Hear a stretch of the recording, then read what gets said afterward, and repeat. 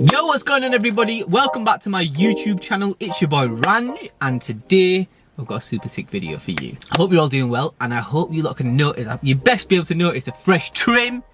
Yeah, come on. Trim's there. I was so gassed when I got a fresh trim. I still don't even know how to act just because it's been so long. But yeah, super happy about that. But today's video is going to be a good one, like I said. So thank you for sticking around. If you subscribe to my YouTube channel, if you been loyal from the start, thank you. If you follow me on my social media platforms, thank you again. If you haven't subscribed to my YouTube channel, now's your chance. It's free. Subscribe to my YouTube channel, click that bell icon for future notification, follow me on all my social media platforms, both my Instagram accounts and my TikTok account. It's all free. I appreciate the support and love. If you have any questions, I will reply to them, whether it's on my personal profile or my car profile. I love you all. Just keep supporting. Let's keep getting it. Yeah, don't worry, the S3 mods are coming in due course. I sold my calipers, so thanks to the guy who bought my calipers, I pretty much made my money back. So I made 250 quid. I want to be transparent about it. I didn't want to ever make a raise. I lost out on the paint money and the delivery money, so that was I'm happy to take that hit just because it was such an easy sale. So now I can reuse that money to actually get the calipers that I want, which are the TTRS calipers. So in today's video, I've got a notepad and a pen, but don't worry, it's not going to be an educational video. Today's video is going to be touching on, I suppose, me providing some advice for new buyers. When I say new buyers, people who are in the position that I was, in the position to buy your first car, whether it be brand new, whether it be second hand, regardless of what age you are. If you've never bought a car before, if you don't know a lot about cars or car sales or how financing works or anything like that, this is what this video is going to touch on, because I was in that position. I was 26 years old. Was I 25 years old? I can't remember, but it was last year, so I'm 27 now. So 26. I had no idea about cars. I'd been driving my mum's car forever. I didn't know anything about I knew obviously things about finance in relation to, like, I suppose, personal finance, but I didn't know a lot about car finance, HP, PCP. I didn't know any of these terms. Like all this terminology was just like, whatever. It was just like another language to me. I didn't really understand it, but now obviously I've learned to understand those things. So I've told you how I bought my car, I've told you how much I pay. So 1,500 deposit, £340 a month. The final fourth year goes down to 315, and then the final amount to pay is just under, I think it's £10,000 in and around. So it's a decent deal. Over the 4 years that I'll have this car, I would have paid £2.5 grand in interest. That's not bad. That's very rare. I'm now going to go through some tips on what you guys should do when looking for an Audi S3 or whatever car. But let's just, for example purposes, let's just keep it for an Audi S3 8V. Firstly, it's really important to set a budget.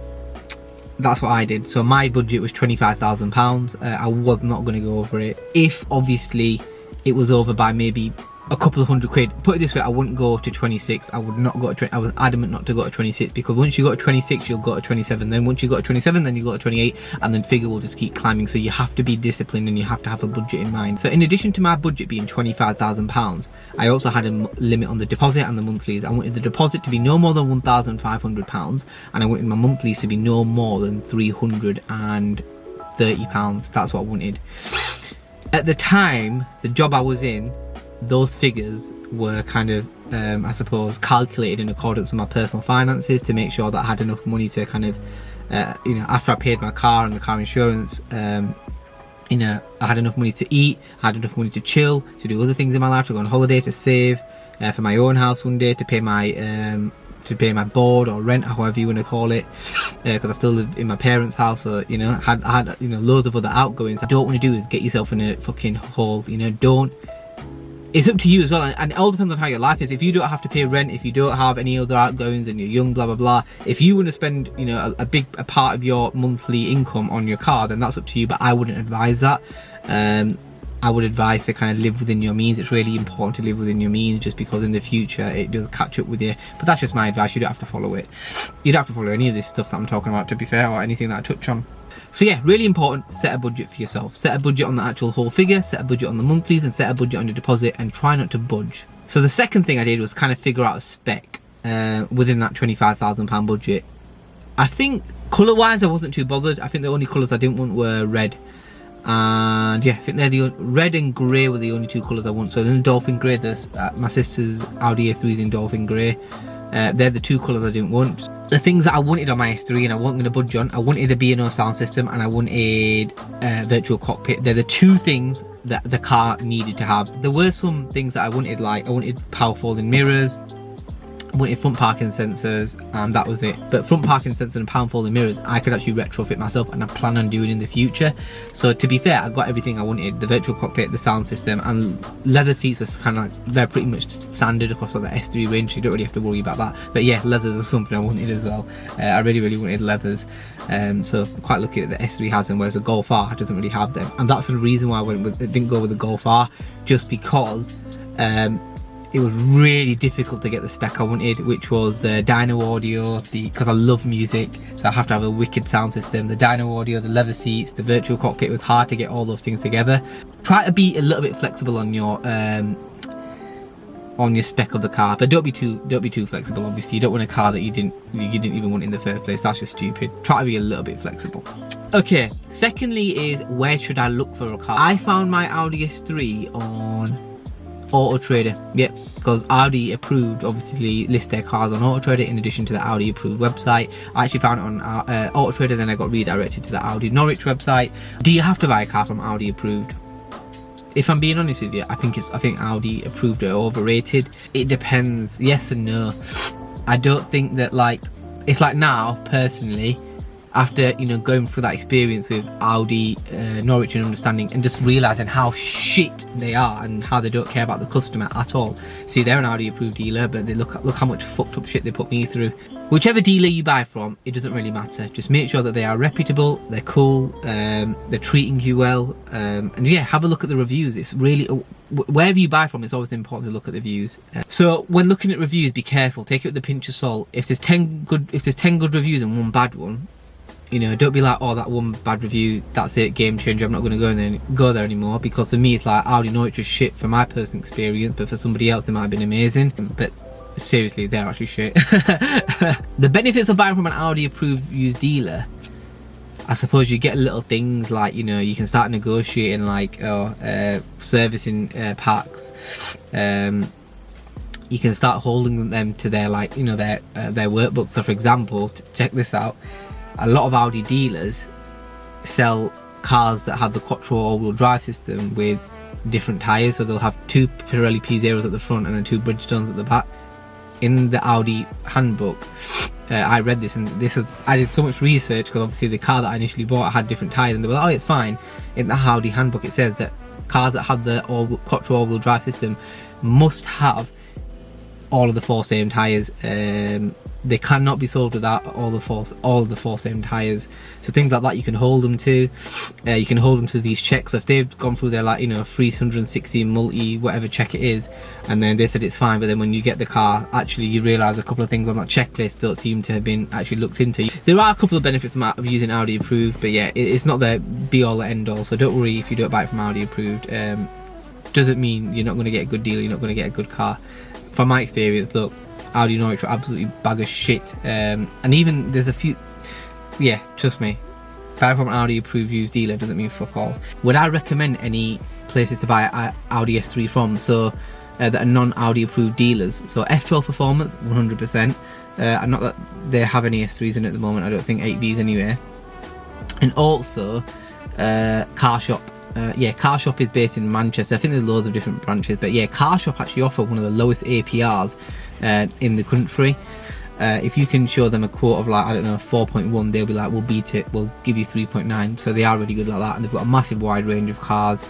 They're a big commercial business. They're actually owned, I didn't even know this, Car Shop are owned by Sytner, and Sytner are a really good group. Sytner are the group that own Huddersfield Audi.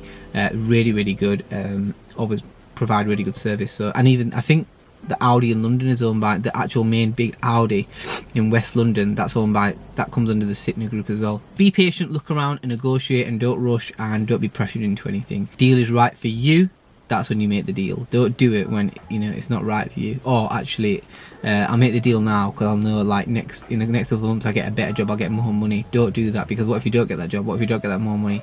Do what's right for you. Live within your means. It's really important. Finally, have your budget. You figured out your monthlies and you found the car that you want. Don't just have one car in mind. I would choose an option of 5 or 7 different cars. Keep it local. try keep it local. That is the one big piece of advice I'd give you, just because if anything goes wrong, it's difficult to keep bringing people over the phone, and like it's just easy to be in person. If anything goes wrong, you can go down there and say, listen, you saw me a fucked up car, take it back, I'll sort it out now. I couldn't keep going to Audi Norwich, do you get what I mean? It was a fucking headache. So excuse my French, I know I've sworn so much in this video, but it was a headache. I'm just trying to get across that it was such a headache. So yeah, keep it local. So if you're based in Leeds, you know, maybe have a 10-mile radius and like pick like 5 or 7 cars in that 10 miles radius. So maybe Audi Harrogate, you know, Audi Leeds, or Audi Huddersfield, Audi Bradford. You know, I would keep it local. If anything does go wrong, you can go back in their face and tell them, yo, this is fucked up, sort it out right now. So once you've got together like 5 or 7 cars that you're possibly interested in, keep it local, like I said. Then it's just about contacting the dealerships and just start negotiating. The one thing I'd always say is be patient, take your time, don't rush into anything. You'll have a gut feeling when something's right. I always say that anyway, but you know, don't rush into anything, just take your time. You're spending a lot of money, don't make the wrong decision. It's not like buying a phone, or not like buying a pair of trainers or whatever. It's like you're buying a big asset, you know, so don't rush into anything. I'll touch on the rushing thing in a bit, but it's really important to be patient with cars and big things in general. Just take your time. When negotiating a little, what I used to do was, so I'd like get a quote from Audi Bradford, and I'd basically go to, and it might have been absolutely a shit quote, but then I would have rang, you know, Audi London and said, oh, Audi Bradford had basically said that they're quoting me this, really they're giving me, you know, £1,000 deposit, when really they said £3,000 deposit, and they said they won't. They said they're going to give me the car for 300 quid a month. Can you beat that? They'd be like, yeah, sure, we'll try beat it. So literally just negotiate, just play them around. All these little dealerships, just play off them. You know, that's what I did. And hardly any of them asked for anything in writing. To be fair, like, oh, can you prove it? Literally, my word was, you know, good enough for them. To be fair, you know, when I said don't rush or don't panic, I mean that is such a good piece of advice, and it's so broad. It doesn't just apply to, I got my car when I was 26. So many people younger than me had nice cars, and I really wanted to have that peer pressure of like, I really want to get a nice car, and I could have, but I would have been living way without my means. Now it's like things are good for me. I did it when it was right for me. I bought my Audi S3 when I was 26 years old because it was right for me. I could afford it, I could enjoy it. You don't want to have a car that you can't enjoy, you can't even afford to put fuel in. So it's really important to not be pressured by your peers, and just do it when it's right for you, you know. I can't stress that enough. I think too many people compare people's lives with each other. You are your only competition. When you do it when it's right for you, it'll feel so much better, and you'll get to enjoy it so much better. The last thing I wanted to touch on was extended warranty. So you have your manufacturer's warranty, which is 2 years from when the car was actually registered. So if this car was registered in 2017, the manufacturer's warranty ended in 2019, which is fact. Manufacturer's warranty covers pretty much everything. You know, literally, that's the best way to put it. I really mean that. Unless you've modified the car, then obviously that piece that you've modified and its relating components will obviously be that will void the warranty in relation to that. But extended warranty is totally different to manufacturer's warranty. There are only certain things that are covered under extended warranty. So I think like actual mechanical faults, that will be covered, but like, you know, the rubber outside on the windows, like the seal, mine corroded, and it's quite common on most cars, really common on the 8V model. They won't fix it. They said that if it under manufacturer's warranty they would fix it, but under extended warranty they would not fix it. So extended warranty is not really all that. So in terms of servicing and getting it done from an Audi dealership, it's good for, like, you know, like keeping that track record, like audit trail. You know, when you're selling the car, you can say it's got a full Audi approved service history. Don't mean shit. I have to say, I know people who've got their car serviced from Audi and VW, and they've not done a great job. Oil spills, just absolute shit. You know, that's from my experience personally.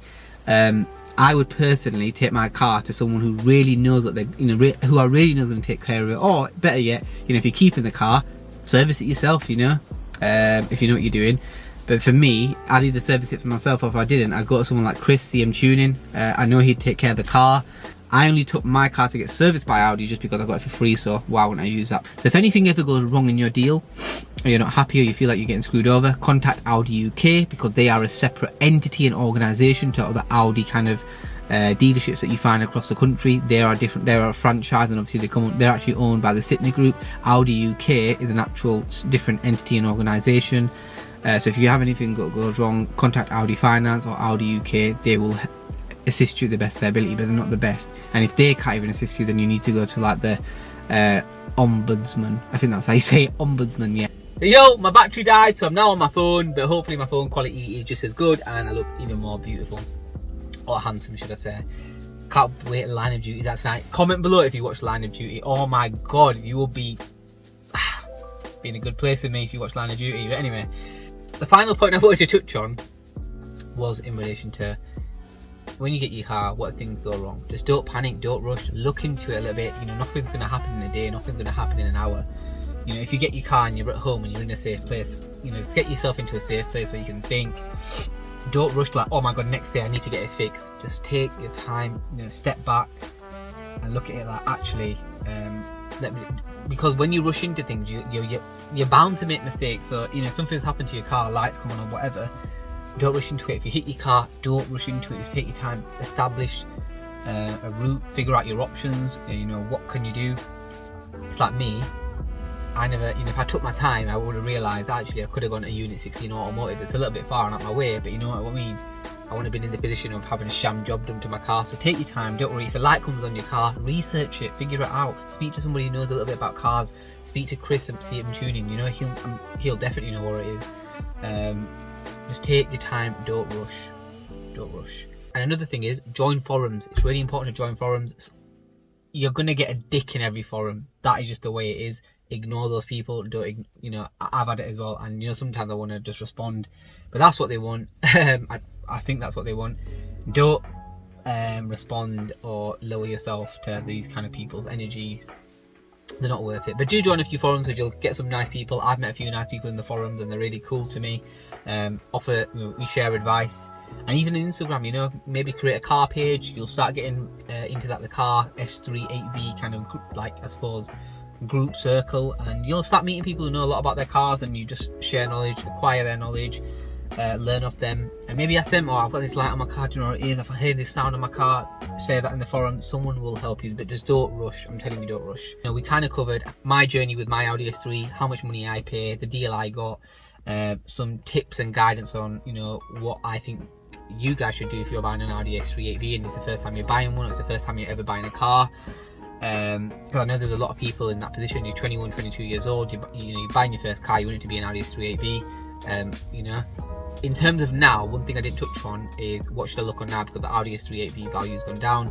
It depends. If, you know, I would personally never put more than £1,500 deposit down at 2k max, but no, definitely no more than 2k.